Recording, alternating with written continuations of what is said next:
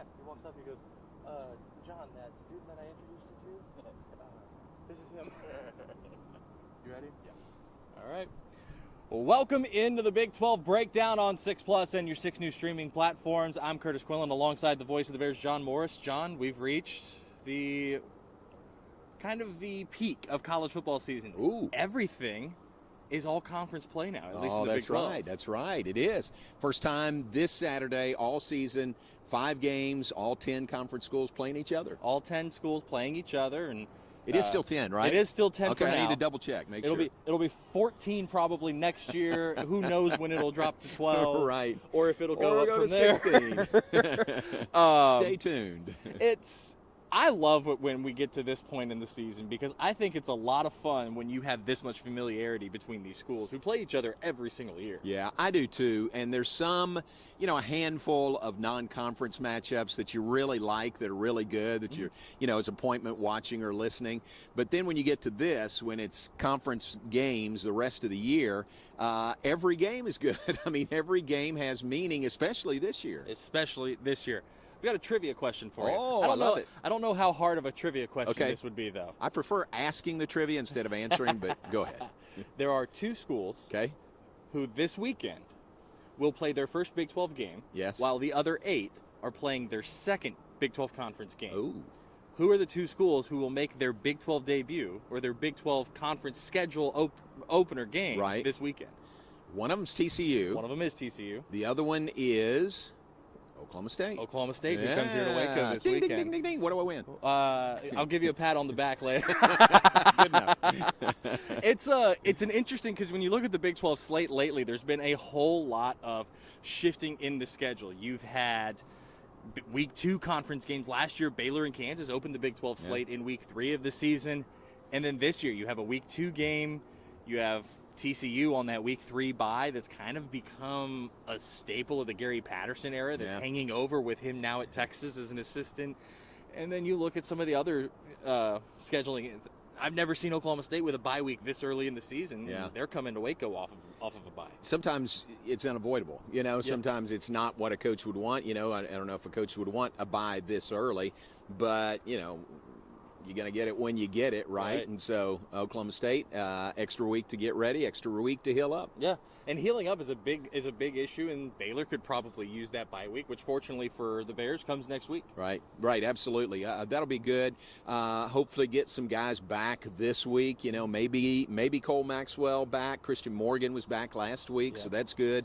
And I think he's back to 100% now. So, just a bunch of bumps and bruises, and that's where that bye week really is helpful. Especially when you hear Dave Aranda after the Texas State game, a lot of head injuries. Yeah. The severity of which varying, and not all of them are head injuries, but, Tay McWilliams is still out, and Khalil Keith is still out. Both of them got hurt at BYU. Yeah, that's true. And, we can't talk about what the exact injuries are, but you can almost guess and figure it out. Yeah. When you're playing 24-year-olds. Yeah, exactly. In a physical hitting game, man. It's just kind of the way it goes sometimes. So let's start, as we always do, with our Week 4 recap. I call it the Coal Bowl because I think that's one of the most fun rivalry game names. But in the battle for the Black Diamond Trophy last week, it was West Virginia 33, Virginia Tech 10. And talk about an answer for the Mountaineers. I'm ignoring the Towson game. They should have done that in the Towson game. Right. But when you lose to Pittsburgh the way you do, and that turns into losing to Kansas for the first time since you joined the Big 12 Conference, this Virginia Tech win, although Virginia Tech is in a rebuild mode, is as good of an answer to me as you could get from West Virginia. Yeah, I agree completely. That was a great win for West Virginia, and they look good doing it. They really do. I don't know how much you saw the game, but I watched probably half of it, and I thought they looked really, really good. They looked very polished. JT Daniels looked good, in control, very confident out there. So I thought West Virginia, that was a really good win for them. That's the most comfortable I've seen JT Daniels this season. Yeah. Saturday's games, number 17 Baylor 31, Iowa State 24. I think we can all agree that last touchdown was not a touchdown. No possession in the end zone. Nonetheless, scoreboard says 31-24, and you don't ask questions when you get the win. You just take the win and you move on. Well, okay, let me ask you about that. Did anybody have a good shot? Any good video of that? Not that I've seen. Okay. I haven't seen anyone now. I haven't either. I haven't. What we're talking about is the fumble into the end zone. It was clearly knocked out before he crossed the plane. But then the ruling was that he recovered it in the end zone. But all the camera shots I saw were from behind. You couldn't really see if he had possession. I saw one broadcast angle from up top in the end zone. So for those of you who don't see the TV setup at a major college football game, there are typically cameras in the end zones somewhere. Some stadiums have them in both ends, some just in one. The end zone shot that I saw still didn't look clear to me. Okay. It was still hard for me to tell. I probably would not have called it a touchdown in my officiating days, but well, that's the thing. It was ruled a touchback, on the field. So you had to have clear evidence to overturn it, and they felt like they did. Right. They felt like they did. I disagree, but or they were afraid of the crowd. Crowd was on the officials from the get-go on Saturday up in Ames. Matt Campbell is one of the most passionate coaches he was hot in college football.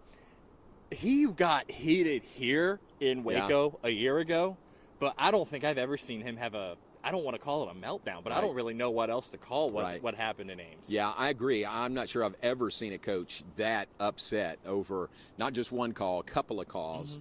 And, he was very passionate about it. And then, the crowd was into it. They were reacting to every replay, which they showed over and over again. Shocker. Yeah, and responding to his reaction on the sideline also. So I think that surpasses, I don't know if you remember it, in 2020 in the Big 12 Conference Championship game, he was wearing his crimson polo, and his face was the same color at one point when they did not call a false start on the Oklahoma offensive line. But nonetheless, Baylor 1-0 in conference play after that one. Battle for the Iron Skillet. The Iron Skillet remains with Sonny Dykes, just it's going to a different destination. For the second year, he wins that rivalry game on the road, and I think he made a statement that he feels like he made the right move in this one with a 42-34 win at SMU. Good win for TCU, good win for the league. That was a tough game. Sonny Dykes, after the game, at one point said, I'm glad this is over. It was just tough for him. He was going back to SMU, where he recruited almost all those guys, and it had to be tough on him personally. But to come away with a win, that was really good for the Frogs. A little bit of Waco flavor. Tanner Mordecai had a pretty great game for the Mustangs in a losing effort. Yeah, he really did. And SMU's good. I mean, that's a good win. That's a win that's going to resonate with TCU the rest of the year. Kansas is 4-0. Is it the first time since 2009, the year after that Orange Bowl That's run? what I saw, 2009, 35-27 over Duke, and rank them, you cowards. Were they the first team out? They were. Receiving votes? Kansas State is 25th. Yeah. Kansas is 26th. Yeah. And like 125 votes or points, and the next closest school had 60. So they were that close to being in the top 25, but not yet there. Now, when was the last time they were in the top 25? Was that 09? Certainly 08 they were, but maybe 09 for them? It might have been 09 when they were 4-0. That's been a while then. It's been a long while, but you got to feel good about the Jayhawks at this point in the season. Man, 4-0, and doesn't matter who they play. They're still 4-0, and they've got 2 road wins, and, just beat Duke, which was 3-0 also, so more power to them. And some of these, we'll call them traditionally weak programs. That's fair. That are having these amazing runs this season. Kansas, Duke, Kentucky. Yeah. I mean, you could argue that Kansas and Kentucky are the ones doing it with the toughest schedules. Yeah, very much so. Kentucky's beaten Florida.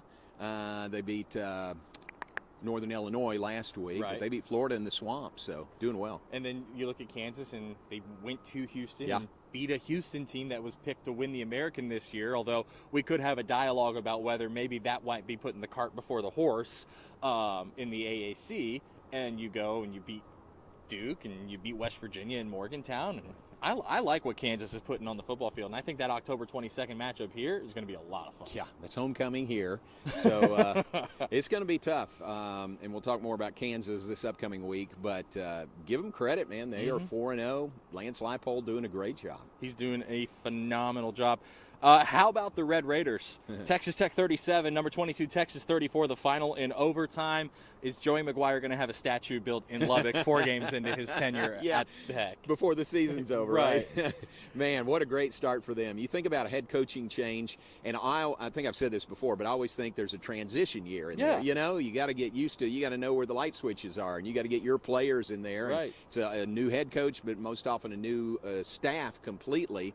But boy, they have hit the ground running, and they are just doing great. 3-1, a win over Texas. Yeah. Rush the field, $50,000, no problem. We'll get somebody to pick that up for us. No kidding.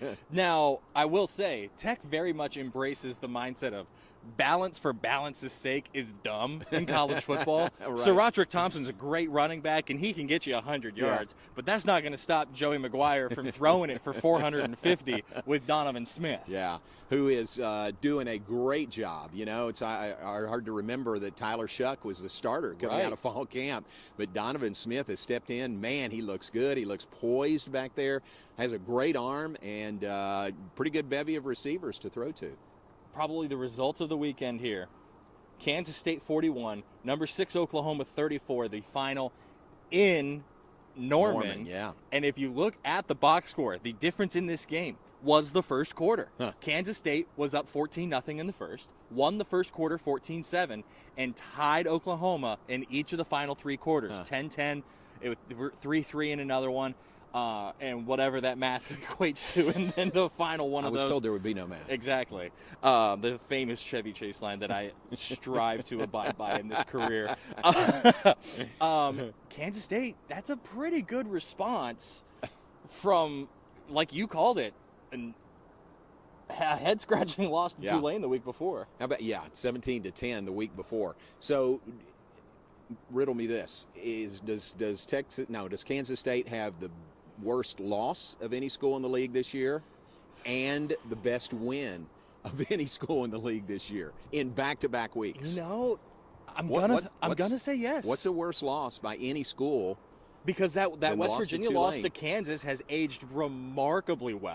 Yeah. That loss to Pitt hasn't aged terribly. Right. I'm gonna go with yes, because if you look at the rest, OU's loss was to K-State. They're 3-1. Yeah. Oklahoma State's 3-0 with, a non-conference schedule that included a MAC school, an FCS bottom feeder, and to be honest, in a school that fired its coach 2 weeks later, or a week later rather, and then Baylor lost to BYU. Lost at BYU right. on the road.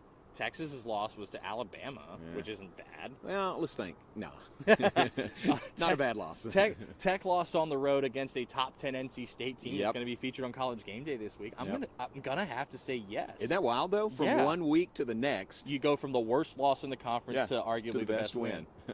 I never thought about that. Yeah. That's a very good point. That's why we're here. Yeah. Adrian Martinez, very balanced in this game, though. He was an All-American quarterback in that game. He looked great. I mean, he's the Nebraska transfer, quarterbacking for Kansas State, and he just looked, again, talk about poised in that atmosphere. He looked very poised, and it seemed like they just had Oklahoma's defense back on its heels all night. And that 14-0 start probably a big part of why. You come Right. out, you start fast. It's amazing what can happen in college football. Right, yeah. So huge win for K-State, and they're right back in the picture. You know, everybody at the start of the year was saying, yeah, maybe they're a title contender. Right. Then after the loss to Tulane, they said, no way. Now they're right back in the discussion. I'm going to ask you a question now that we're done with our Week 4 recap. Okay. Let's take Kansas. Let's take the box that the Jayhawks are in for this next conversation, and let's place it outside the frame. I hear you. And let's look at the other 9 schools in the Big 12. Which one of those 9 is the most impressive based solely on their non-conference slate? Ooh, that's a good question. First one that comes to mind is Texas Tech. Just having to think it through. So disregarding their win over Texas. Disregarding the Texas win. So they're 2-1. They had a loss on the road to North Carolina State. Had some turnovers in that game, which is not a bad loss. And the reason I say let's take out the conference games is we're talking about 2 teams in this conversation that have not played a conference game yet, TCU and Oklahoma State. So to me, this is a level measuring stick. So first thought is Texas Tech. What about Oklahoma State? They're leading the nation in scoring. I mean, they just ran roughshod through their 3 opponents. Right, and they did what they overmatched a Arkansas Pine Bluff. Right. You know, we said on the show, name your score. Right. And they did. Right. It was 49-7 at half. They played an Arizona State team and overmatched Arizona State in a 34-17 win. Arizona State loses to Eastern Michigan the next week. Herm Edward, eight days after that loss in Stillwater, he's gone. Before he even gets off the field. Right. Almost got Lane Kiffin. Yeah, that's right. And so then you look at Central Michigan. You know, what's that Central Michigan win going to do when MAC play starts in a couple of weeks? And so I look at Oklahoma State, but I'm kind of inclined to go with Texas Tech. Texas Tech, you. yeah. Who else? Are we missing anybody? Texas would be maybe a third place for me based on the non-conference solely because of when you look at how they responded to Quinn Ewers' injury. And they were playing so well against Alabama. And yes, that first half in the UTSA game was probably inexplicable. But that's their first half with a backup quarterback starting the game. Like, there is a adjustment period, and they still came back and beat the computer projections and beat the projections in the projected spread of the game against UTSA. Had a really good second half. And until the fourth quarter, man, in Lubbock, they were playing decently. Right, sure. And so Texas that's is a good call. Me. I mean, 2-1 Texas is through non-conference. Your only losses to Alabama, and you played well. I mean, you really played well against Alabama, so that's got to be up there also. Who is the one team? Let's take that box that Kansas is in, bring it back into the frame. All right. Now we have all 10. Okay. Who's the one team that you need to see more from? Because I'll tell you who mine is, and this is going to be a shock. I think it's going to shock some people. Really? I think it's Oklahoma, the one team that they've played this season with a pulse, so to speak. Right. They lost. Yeah. Like Kent State, they should beat them 33-30 or 33-3. Nebraska, they just fired their coach. UTEP, you should overmatch UTEP. You're the Oklahoma Sooners. What did you do in those 3 games that showed me anything? Yeah. And then you get a team with a pulse in Kansas State who has had your number, and they come and they beat you on your home field. Right. I need to see more from Oklahoma. It's a good call. I would not disagree with that. I might say, what about Oklahoma State? Yeah. With who they've played. That's a fair 3 point. home games. Haven't played away from home yet, and again, overmatched their 3 opponents. They did what they should do in those 3 games, but I wonder if they themselves might have some questions still. And you look at, how much does the format of Boone Pickens Stadium play into account? All 3 games have been at night. Oh, really? Yeah. And for those of you who don't know, Boone Pickens Stadium in Stillwater is an east-west orientation, which means the sun sets behind the student section in the west end zone. And when you're playing at night at home, that does affect receivers if you're driving from west to east on that field. One of the few stadiums that is situated that way that we ever go to. Yeah. Is it the only one in the Big 12? I think it is. Yeah, in the Big 12 for sure. And somebody told me once there's another one somewhere nationally, but I can't remember who it is. I can't very remember. few. Yeah, there's very few because of the sunset issue. Exactly. And so I agree with that. I think that's a very good call that Oklahoma State hasn't really shown anything. Yeah. Now, AT&T Stadium in Arlington, which is enclosed, but it's east-west, right? Yeah, when the sun is setting, it shines through those windows, even if the roof is closed, and even the windows obviously are closed at that end. And even the Big 12 championship game, there's some 11 a.m. kicks that present some problems on the east side of the stadium that we've run into the past few years when you and I have gone up to Arlington for those Big 12 championship games. All right. Let's go 3 big keys to Saturday. All right. Baylor, Oklahoma State, a top 20 showdown. It's number 16 Baylor, number 9 Oklahoma State, a 2:30 p.m. kick Central Time on Fox.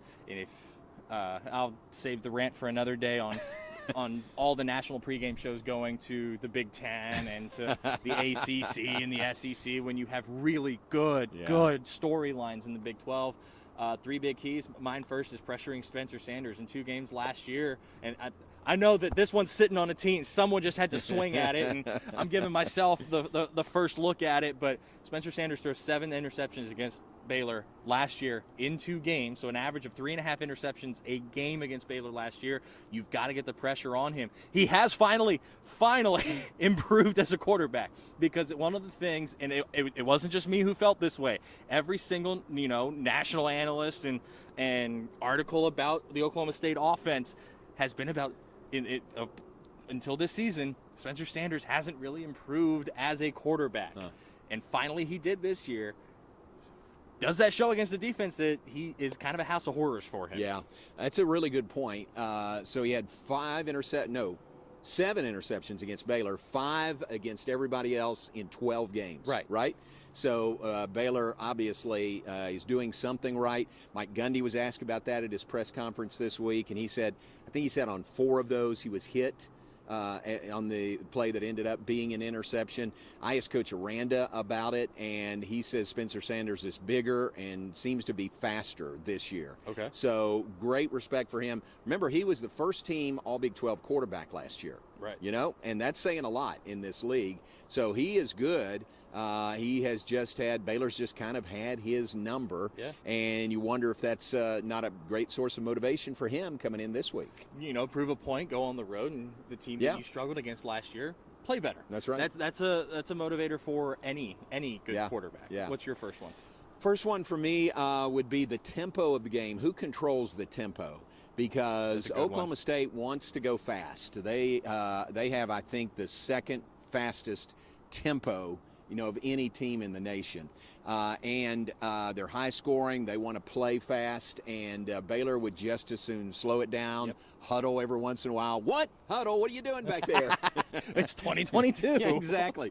But they'll do that. And so I think it'll be kind of a battle of tempos on Saturday. Yeah. And Baylor would love to just control the ball, which you remember when Baylor had the point-a-minute offense, the offense got frustrated when they were on the sideline for a long time. They just wanted the defense to get them the ball and get back out there. I wonder if it's not similar for Oklahoma State in their offense. And that defense has taken a major step forward each week, because in that first week against Central Michigan, it looked like Oklahoma State was coming back to the Oklahoma State we all knew during the Cotton Bowl era in 2013, the Fiesta Bowl in 2011, when you're making those, the point-a-minute offense, but in orange instead of green and gold. Yeah. And so Derek Mason taking that step forward, the offense taking a step, it's a little bit more normal on that. So I do think that chess match of tempo in this game is going to be an enormous key for either of these teams. My second key to this game is going to be special teams. Special teams has haunted Baylor against Oklahoma State in the past 12 months. This is their third meeting in 365 days. Yeah. We had a Waco native. We saw a Waco native block either a field goal or a PAT to end the first half in the Big 12 championship game against his hometown team last year, and I think it was Corey Black. You can't have blocked kicks. You can't mess up some of these kickoffs. In a game between two teams this evenly matched on paper, at least to me, special teams wins it. That's a really good point. I agree completely. If you got two good teams and they're pretty even, sometimes that swings it one way or the other. Is a big play on special teams or a mistake on special teams. Right. Yeah. Your second one. Second one for me is going to be, this will be fun to watch Baylor's offensive line against Oklahoma State's defensive line. The offensive line for Baylor is the second or fourth most experienced of any school in the country. All those guys are back except Xavier Newman-Johnson. Very experienced, very veteran.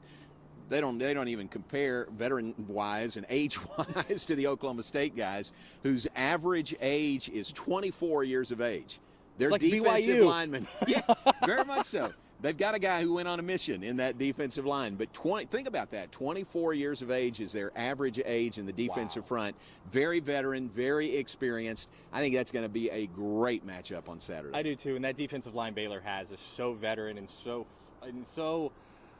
ferocious. Yeah. Up front, you got T.J. Franklin and Apu, and if Maxwell is able to play. But if not, who's been filling in for him? The name is escaping me at the moment. Let's see. Garmin Randolph is there, but he's on the other side. Who would that be? I don't know. Check back with me. Yeah, but whoever it's been has done well. Has done well. Yeah. You don't hear the name call, but sometimes it's just do your job, fill your gap, let somebody else make it. Brooks Miller, Dylan Doyle. Yeah, you know what it's been for the most part has been Jackson Player and Apuika starting in that defensive front. Yeah. And they're doing well. Both of them. And that defensive line against that veteran Oklahoma State offensive line, that's a fun matchup, and I like that one. That's a really good point. My third one is the pass game. Yeah. Who was the last team ranked in the top 25 Baylor played this season? BYU. What wasn't there? The pass.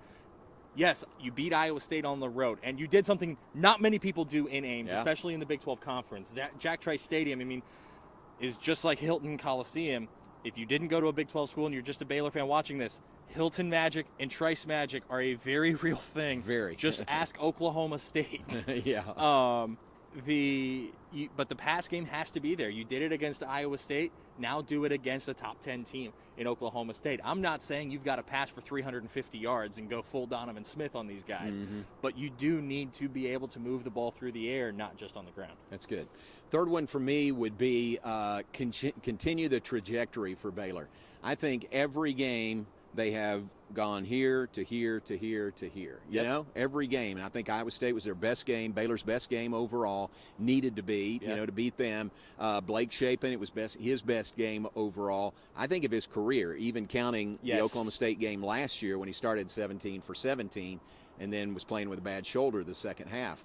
But if Baylor can continue that, and again, they're going to have to beat Oklahoma State Saturday. I agree with that. I agree that was Blake Shapen's best game as the starting quarterback.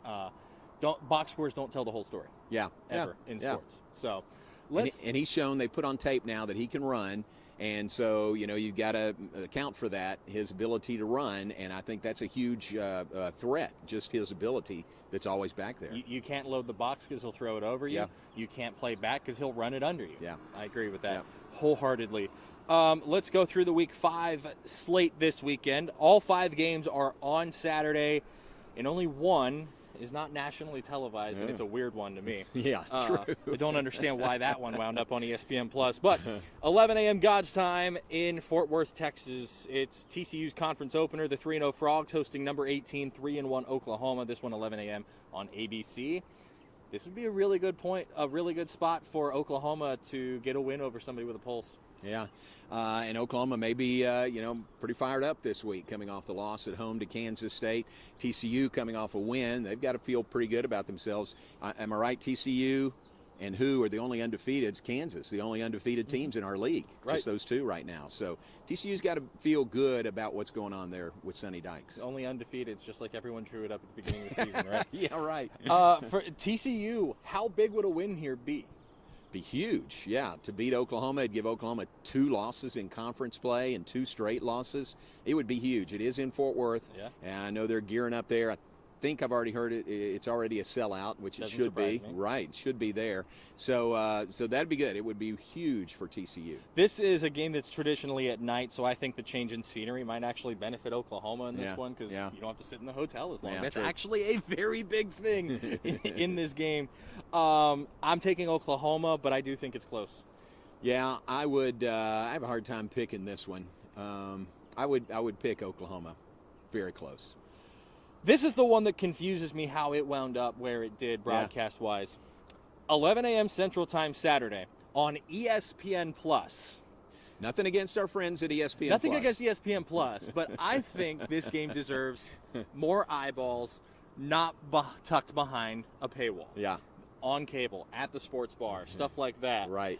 It's 3-1 Texas Tech at number 25, 3-1 Kansas State in what I think, chess match-wise, is the second best matchup on paper in the Big 12 this weekend. I agree with you. That's right.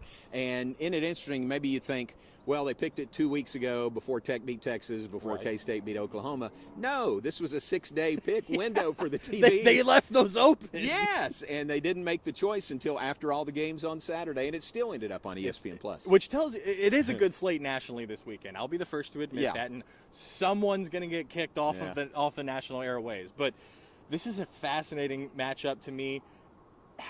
To me, the biggest key for this one is the chess match. Can Kansas State force Texas Tech to run the football? Can Texas Tech force K-State to allow them to run the football by just playing everybody back because they're slinging it down the field every play? And how about this? Joey McGuire and Texas Tech went for it on 4th down 8 times against Texas. And converted 6. They were 6 of 8 on 4th downs. Now, that's a discussion for another day, this trend around the league and maybe the nation of going for it on 4th downs. It was really up. This past Saturday in the Big 12, I mean, it may have been the most the combined teams have gone for it on fourth down. I don't know that. But Tech was 6 of 8. And kind of shows the mentality of Joey McGuire and Kitley, the offensive coordinator, and they're going to go for it. Well, it's that same mentality that Baylor had last year. Oh, it's 4th and 3. We're at the 50. That's fine. Just line it up. We're going for it. We got a 2-headed monster, 3-headed monster with Gary Bohannon. That. Yeah. I love it when football is truly a 4-down game, and you're not just let's just run it up the middle on 3rd and 10 and just punt on 4th and 8. Sure. And we'll come back and try it again next drive. It is a mentality. Right. You're right. You get 4 downs. Yeah, that's right. I'm taking K-State, but I know I've said this before, and it's probably me sounding like a broken record at this point. The only thing that would really surprise me in this game is if it was a blowout in either direction. Yeah. It's in Manhattan, right? In Manhattan. Yeah. I would pick Kansas State. No slight to Texas Tech at all. I mean, they're flying high. They're feeling good. Donovan Smith is playing at a really, really high level. Right. I wholeheartedly agree with you there. Now, this is, to me, on paper, the game of the week in the Big 12 Conference. It is the biggest chess match to me when you look at best on best and second on second, because I think that defense at Oklahoma State is very good and has found ways to replace Malcolm Rodriguez. It's the 9th-ranked Oklahoma State Cowboys at 3-0, marching into McLean Stadium, where we're right outside of, to face number 16 Baylor at 3-1. This is the 2:30 game on Fox. Man, what a fun matchup this has the chance to be. Very much so. It's turned into a really good series the last few years. I mean, Oklahoma State, when you were a pup in school there, they were dominating this series, you know. But the last, depends on how you look at it. Oklahoma State's won 2 of the last 3, right? But Baylor's won 3 of the last 5, including the Big 12 championship game. So it's been a really good series of late. If you want to know just how young I really am, Baylor actually went 2-1 against Oklahoma State while I was in school. The first one of those was a college game day affair in 2013. Oh, 13. The Turf Monster with Bryce Petty. Yes, that won't go away. As an Oklahoma State alum, I do feel like my journalistic integrity says that I have to be transparent. I have a panoramic picture from that game. I was in the marching band at Oklahoma State that semester. I have a panoramic from that game on a touchdown to the left side. I think it was in the second quarter, and the whole place is going nuts in my office at home. Nice. And so I want to see that picture. It's pretty fun. What a night that was. Game day was there. It was a night game. I remember we had Brent Musburger on the tailgate show with us. Kirk Herbstreit was there, and I'm talking to him in the hallway. It was really cool. And number 4 versus number 10, if I remember right. So great matchup. But then that trip by Bryce Petty on a wide open run to the end zone kind of said, uh-oh, what's going to happen here? And Oklahoma State ended up blowing us out. I remember my buddies and I, one of them was at my wedding, and I was just talking to him this morning. We were in the band, and we were like, we saw Bryce Petty running around to the left side in the same end zone where this touchdown in my panoramic picture was scored. Yeah. And we were like, it's wide open. Baylor's going to come back and win this thing. And he trips, and the ball pops out, and the OSU defense is on it, and we're like, what just happened? Exactly. That's how fun this series has been. 2 of the 3 coldest games that I've ever covered in my life, or ever been at in my life going to college football games. 2013, 2015, Baylor versus Oklahoma State. The only one colder would be Bedlam 2013. Yeah. I don't want to talk about that one, though. I like Baylor in this one, in a close one. I think it comes down to who has the ball last, just like that Iowa State game last year. Yeah, I definitely like Baylor at home. I think the atmosphere is going to be great. It's a gold out, so I'm getting everybody ready for the gold. Do not adjust your sets. It's going to be bright here. Now, Oklahoma State has to wear white jerseys, right? They have to wear white jerseys. Okay, because if it was this gold and they're orange, oh my! You would have to turn down the chroma. A couple of Sharpie highlighters on the screen. But it's going to be bright enough for sure, and I think our fans are going to be terrific. Middle of the day, 2:30. There's pluses to every time slot, but 2:30, man, you can get here, you can tailgate, you can come in, and I think it's going to be a great atmosphere. Some of the best atmospheres I've seen in my 7 years covering Baylor have been that 2:30, 3 o'clock time slot. Against Iowa State last year, Oklahoma State, but nothing. Some of those atmospheres are hard to beat. 2016, Baylor-Oklahoma State was one of those. The final 2 games of the day, it's 2:30 on ESPN2. It is 3-1 Iowa State at first team out of the top 25, the 4-0 Kansas Jayhawks. Yes, we are still talking about football.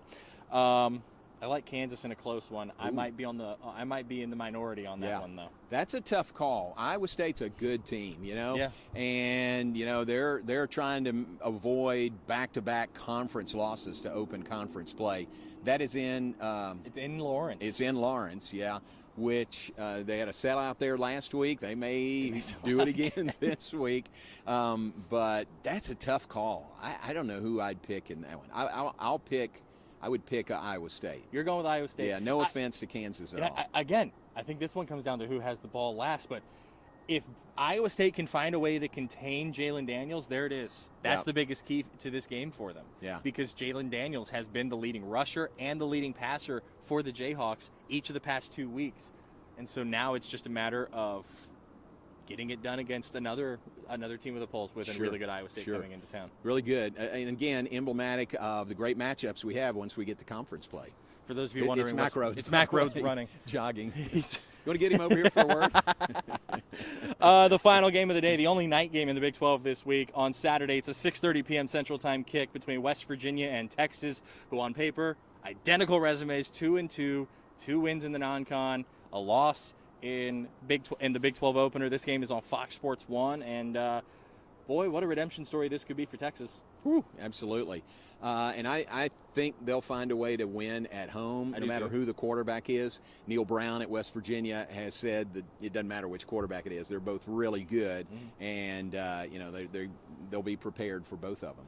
Do you find any legitimacy to this sentiment from the Texas fan base on Twitter that Hudson Card is just not it as the QB? Because I think he's done pretty well. He's done really well, yeah.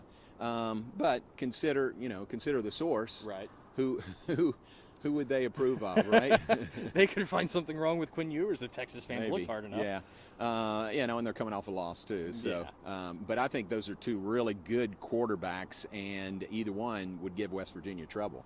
I agree with you there. And West Virginia's had extra time. They played Thursday a week ago, so they've had some extra time. And they needed to rest because 2 games in 6 days. Right. Pass. Right. Do you think that there's anything to Quinn Ewers dressing on the sideline? Do you think he's close to returning? Or have you heard anything from Austin that he's close to returning? Or do you think, to quote a couple of podcast hosts, that it's all just a dog and pony show of dressing Quinn Ewers in pads, even though he's hurt? I would lean toward the latter, but I have no way of knowing. Right. It may be just gamesmanship. You dress him, you have him standing there, and then whoever you're playing, they don't know if he could put his helmet on and come in or not. Kind of like the whole thing of Hudson Card and Charles Wright being in the huddle to start the game against UTSA. Going to be a fun week in the Big 12. Yeah, very much so. We're here to conference play every game, and some really good matchups here through Thanksgiving weekend. And this is where it gets really, really fun. Yeah. The voice of the Bears, John Morris. Catch the Coaches Show, 7 p.m. Central Time tonight. You can see that right where you're watching this. And then we'll both be here on Saturday for number 16 Baylor, number 9 Oklahoma State. Going to be a fun one. Go Gold. It's a gold out here at McLean Stadium. I know Baylor Bookstore has a bunch of stuff, and they're selling out of Nike polos, Nike gold polos. Do you have a second battery to make sure the brightness on this one stays up? It will be bright enough on Saturday.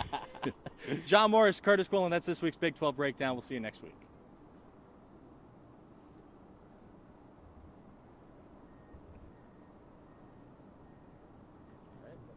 All right. Manually shut it down. Okay. That was good. That was fun.